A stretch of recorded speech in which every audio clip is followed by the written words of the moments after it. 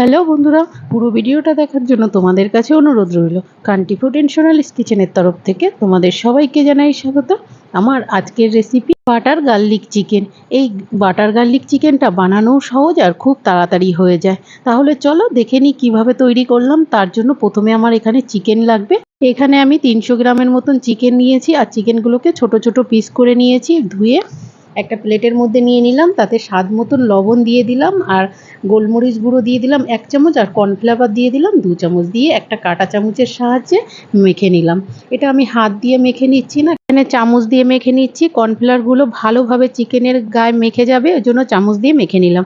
আর এদিকে দেখো ওভেনে একটা কড়াই বসিয়ে দিয়েছি। কড়াইটা হালকা গরম হলে তেল দিয়ে দিলাম 2 চামচের মতন সাদা তেল। আর দিয়ে তেলটা যখন গরম হয়ে গেছে চিকেনের পিসগুলো এক এক করে দিয়ে দিলাম।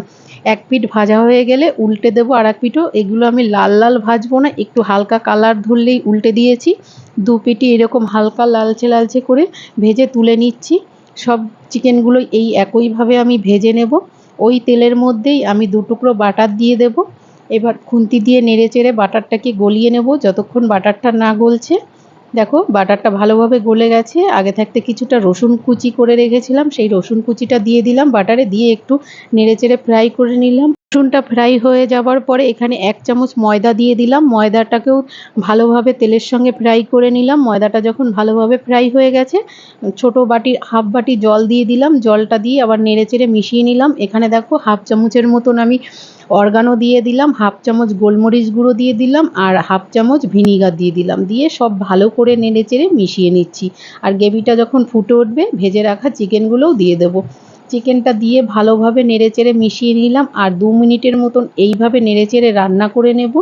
এই সময় গ্যাসের ফ্লেমটা আমি মিডিয়ামে করে দিয়ে এইভাবেই সমানে নেড়েচেড়ে রান্না করে যেতে হবে। আর গ্রেভিটা যখন অর্ধেকটা টেনে আসবে তাতে হাফ চামচ চিলি ফ্লেক্স দিয়ে দিলাম। চিলি ফ্লেক্সটা দেওয়ার পর আবারও সব ভালোভাবে নেড়েচেড়ে 1 মিনিটের মতন রান্না করে নেব। এখানে ঝালের পরিমাণটা তোমরা কম বেশি করে নিতে পারো। আর সব শেষে কিছুটা ধনেপাতা কুচি দিয়ে দিলাম, দিয়ে আবারও সব ভালোভাবে নেড়েচেড়ে মিশিয়ে নিলাম। আর নুন ঝালটাকে ব্যালেন্স করার জন্য সামান্য একটু মিষ্টি দিয়ে দিলাম, সেটাও নেড়েচেড়ে মিশিয়ে নিলাম। ব্যাস তৈরি হয়ে গেল আমার বাটার গার্লিক চিকেন। বন্ধুরা এইভাবে তোমরাও একবার বাড়িতে ট্রাই করে দেখতে পারো। আর আমার ভিডিওগুলো যদি তোমাদের ভালো লাগে প্লিজ লাইক কমেন্ট শেয়ার করো। তাহলে দেখা হচ্ছে নতুন ভিডিওতে, তার জন্য তোমাদের সাপোর্ট চাই।